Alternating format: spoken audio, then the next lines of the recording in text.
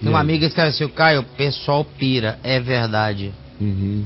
Você conta o que aprendeu, eles se maravilham. Mas você conta com quem aprendeu. Aí eles se escandalizam. Aí eles ficam loucos. Leia aqui em Lucas 4. Você tem Bíblia aí, Dilson? Aí na sua mão tem Bíblia? Tem. Lucas 4, aquele episódio de Jesus chegando em Nazaré, na cidade em que fora criado, e que se diz, entrou no sábado na sinagoga, segundo o seu costume, e levantou-se para ler. Isaías. E deram-lhe o livro. Lucas 4, e ele de 16 em diante. E ele procurando, diz que ele procurou, achou o lugar onde estava escrito. Foi de caso pensado que ele chegou no capítulo 61 de Isaías e leu. Não foi, abriu assim o rolo, botou o dedo, mostra o pai. Não, ele foi lá, ele foi na parada. Culto racional. Abriu, e aqui hoje é o dia disso aqui, leu. Em voz alta.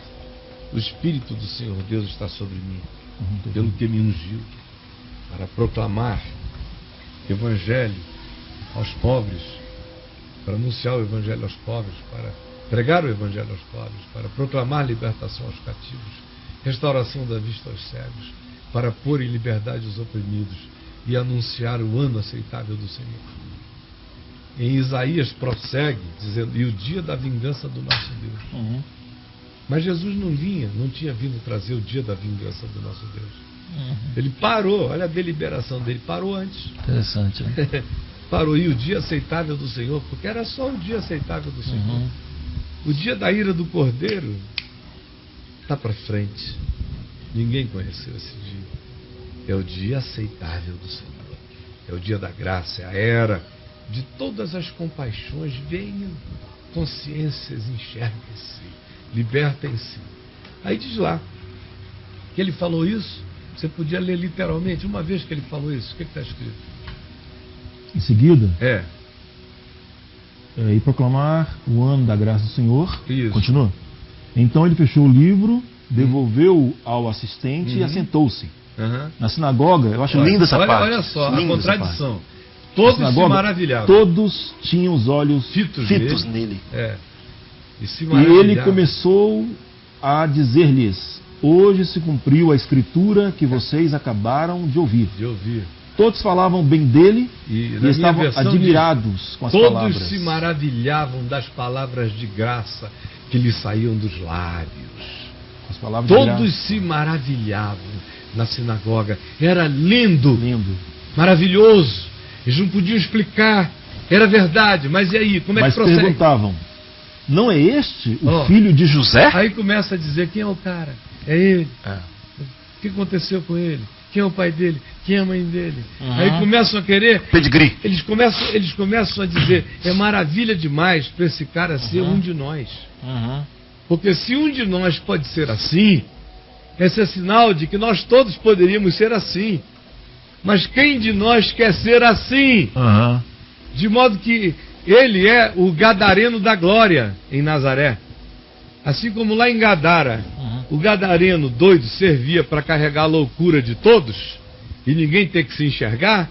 Agora aqui em Nazaré, Jesus, o gadareno da glória, tão lindo, provoca essa maravilha. Aí todo mundo tem que se enxergar para a transformação. Porque eles estão maravilhados, mas quando a maravilha chega e os atinge, eles dizem: as implicações serão profundas se nós nos maravilharmos desse nível. Aí escandalizam-se dele. Marcos diz: escandalizavam-se nele. A ponto, o texto prossegue aí, de o pegarem e o levarem para um precipício fora da cidade, para de lá o abismarem, o jogarem do alto a baixo para que morressem. O mesmo público. É uma bipolaridade, né? Na assim, mesma hora, mesmo contexto. Ama e odeia. Odeia porque amou. Odeia justamente por causa da admiração. Admiração. A admiração, não processada como graça divina, produz toda a sorte de coisas ruins. Você odeia a quem você admira, sem olhar para a graça de Deus. Você admira comparando, você odeia. Se aquilo for maravilhoso. Se aquilo for maravilhoso, você odeia, porque a comparação vai produzir inveja. Se aquilo for maravilhoso, você odeia, porque a comparação vai mostrar contraste. Vai exibir contrastes, mediocridades, idiotices, burrices, incurabilidades. Se aquilo for maravilhoso, revela quem você poderia ser, porque aquilo não é diferente de você. Revela em que outro nível você poderia estar vivendo, mas você não quer. Porque implica em transformação da vida. Nega também, né, pastor? Tudo que você vinha. Tudo que você afirmando. Viveu, aprovou, disse amém, disse sim. Tudo isso cai por terra. Você tem que agora ouvir. Você tem que prestar atenção. Se você admite, se maravilha, você tem que aceitar as consequências do maravilhar-se, do admirar. E é aí que surge o ódio, o contraditório, o amor, o amor perversificado, o amor que teve medo, a vontade de amar que teve medo do amor. A admiração que se acovardou contra a entrega, pelas razões as mais diversas. Então, você odiará tanto mais quanto você admire. Você abominará tanto mais quanto você reconheça. É inversamente proporcional. É, totalmente. Inversamente proporcional. É o outro polo. De modo que quando você enxerga ódios tão generalizados, eu sempre leio afetamentos universalizados. Virulência universalizada. Quando eu vejo a perturbação universalizada acerca de um assunto, ou seja lá do que for, eu vejo como o inconsciente coletivo está justamente sendo perturbado e sendo tocado nas zonas mais nevrálgicas e que ele não gostaria de ser tocado. É o que se disse aqui, e atribuído a Freud, já foi atribuído a tanta gente, não é? Que quando Pedro fala de Paulo, Pedro está falando de si mesmo. Eu sei mais de si do que de Paulo. É mais de Pedro do que de Paulo. É a mesma coisa sempre. Pastor, é a mesma coisa. Só para ler mesmo, né? Esse último aqui. Levantaram-se a mesma turma. Expulsaram da cidade. Não foi do templo, não, da cidade. Né? Não foi da sinagoga, não. E o levaram até o topo, não só para ler, assim, da colina sobre a qual fora construída a cidade, a fim de atirá-lo precipício abaixo. Caraca. Caramba. Esse precipício está lá até hoje. Está lá, é chamado Monte da Precipitação.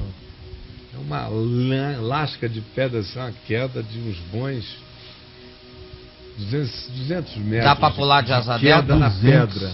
Na pedra, é só pedra. Dá para pular de asa delta lá? Dá para pular de asa delta, porque tem um vale assim na frente, dá para pegar o vento e ir. E dá para jogar também alguém. E era um lugar de onde se jogavam criminosos. E não jogaram. Não, levaram. O texto diz uma coisa maravilhosa, sabe por quê? O que fala aí? O texto mostra o pão de Gideão voltando na mesma hora. Foi tudo instantâneo aí. Eles se maravilharam, eles se escandalizaram. O mesmo grupo que se maravilhou agiu de modo homicida, mas a culpa estava latente, porque o cara sabe que está odiando porque está maravilhado. Ele sabe. E olha só como o texto diz, que Jesus, todavia, olhando nos olhos deles, fitando-os, passou no meio de todos e ocultou-se. Olhou na cara. Chegaram lá, vão jogar. Jesus virou, olhou. Aí eles foram frisando. Aí Jesus atravessou a turba e se ocultou deles. Não puderam mais encontrá-lo com facilidade. Desperdiçaram o dia da visitação. Pois é. Desperdiçaram a manhã da glória entre eles. Desperdiçaram a oportunidade de dizer: Emanuel, Deus está conosco. De dizer: despede teu servo em paz, porque meus olhos viram a tua glória. E ficaram saber quem é a mãe dele, quem é o pai dele, o que ele fez, qual a idade que tem, Tem algum irmão safado entre nós? Tem alguma irmã que perdeu a virgindade? Porque na ficha dele... Aí, Caio, mais bem-aventurados que não viram, né? Você pega o cego, fala, cara, eu não sei quem era ele. Não tô nem afim de saber. Mas quem era, não sei, não sei. Eu era cego e agora eu vejo. Eu sou grato por isso. Você está aí com essa doutrina toda e eu estava cego. Ele não me falou de doutrina nenhuma. Deu uma cusparada na minha cara com amor e eu tô vendo. Deu tempo nem de vê-lo, né? E não fez questão de ficar para eu enxergar. Foi uma graça graciosa mesmo. Não ficou querendo aplauso. Fez o bem e sumiu. É Deus. Assim é Deus. Maravilha. Pelo mar foi o seu caminho e não se acham os seus vestígios. E aí, Braulinho, o que falam? Tem um aqui que te achou na beira do precipício. Ah, é? Você estava sendo atirado, ele falou, opa, deixa eu ver, esse cara tá caindo aí. Esse cara que estão jogando aí pra fora. Estão jogando o cara aqui. Que safado, vem ver TV, deixa eu ir lá ver, isso aí, queda livre. Queda livre, O cara tá caindo. Ontem, passando por canais da TV, parei na Hit TV. Por acaso, um pastor radical criticou deliberadamente sua entrevista no Gentili, taxando-a como um monte de besteiras, mas que ainda... Meus grandes divulgadores. Então, eles estão fazendo um trabalho fantástico. Maravilhoso. Tá maravilhoso também. Eles estão divulgando muito bem. Tem um cara no Rio também que ele tá fazendo uma divulgação fantástica pra gente aqui. Todo dia. Desce o obrigado. Vamos agradecer o pessoal, cara. Obrigado. Eu agradeço e de coração peço muito obrigado. Que continuem a falar muito mal de mim, aumentem as malas diretas, o corpo de e-mails, postem em todas as redes sociais, escrevam artigos, gravem vídeos, me anarquizem, me chamem de todas as porcarias do mundo. E a nova geração agradece. Os filhos de vocês, os netos de vocês, as esposas infelizes de vocês agradecem. Porque aí eles ouvem falar nesse demônio, e como eles foram ensinados a ser muito curiosos acerca de demônios, eles, pela curiosidade, acabam vindo conhecer mais um demônio, um primo de Belzebu, chamado Caio Fábio. Aí me encontram e encontram Jesus, o Cordeiro de Deus que tira o pecado do mundo. De modo que eu agradeço de todo o coração o serviço ao reino que vocês, atando correntes de preconceitos à minha volta, têm feito com tais correntes acontecer o exercício de um privilégio, de um aumentativo da expansão e da divulgação do reino de Deus. E para mim não me importa. Uns fazem por ódio, outros por inveja, outros por competição, outros por raiva, outros por ignorância, mas não importa desde que eles estejam falando mal de mim. Porque se falarem mal de mim, não puderem falar bem, eu nem faço questão, porque o Evangelho é o único bem que eu divulgo e não a mim mesmo.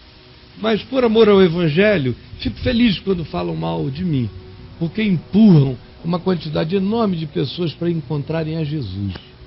E aí encontram e convém que ele cresça e que eu diminua e que continue a apanhar nessa geração para atrair mais pessoas para a manjedoura da bondade de Deus todos os dias. Pelo que eu agradeço aos satanases que, sem saberem, fazem a obra de Deus contra a vontade. O diabo está sempre fazendo a obra de Deus sem querer. É uma parceria boa. Rapaz, ele é um servo. Ele está trabalhando bem. Um servo que diz, não quero, odeio, mas ele não se segura, ele é compulsivo. Todo ódio é compulsivo. Aí o diabo não aguenta, ele escreve, ele fala, porque é compulsivo. Ele não se segura, aí divulga. Aí o povo chega e tá aí. O Espírito vai acha abrindo a os olhos. Aleluia. Entra e sai e não tem complicação. Tá tudo bem. Amém. Eu tô adorando. É bom, né, Brian? Me divirto. Eu me divirto com esse pessoal que grita. Me divirto. É bom demais. Só alegria. Aí o que ele. Aí ele continua aqui, ele fala, né? Criticou deliberadamente sua entrevista no Gentili, taxando-a como um monte de besteiras, mas que ainda assim tem crentes se bandeando ou começando a considerar o que você disse.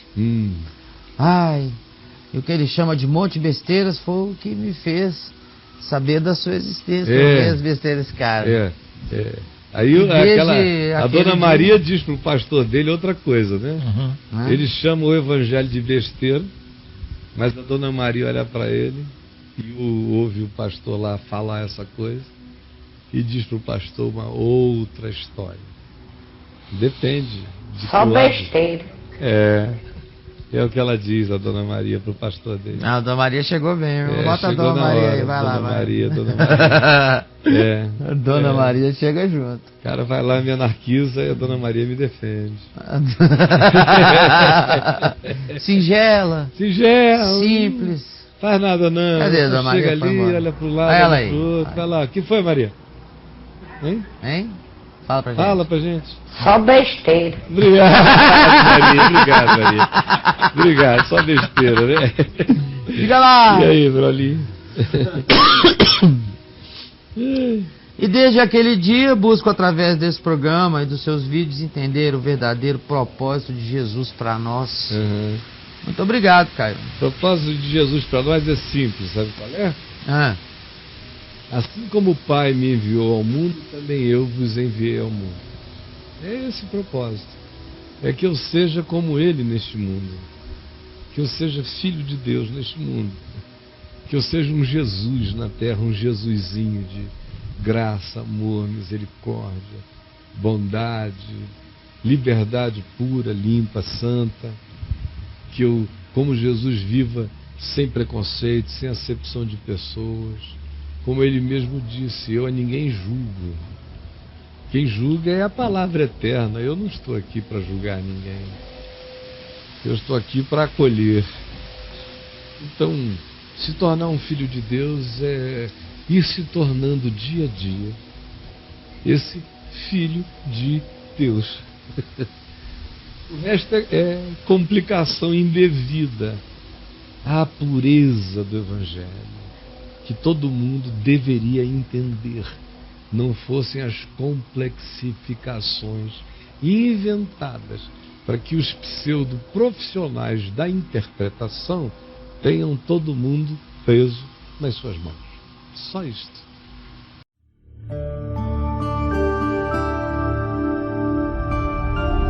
VNV TV, o canal é você.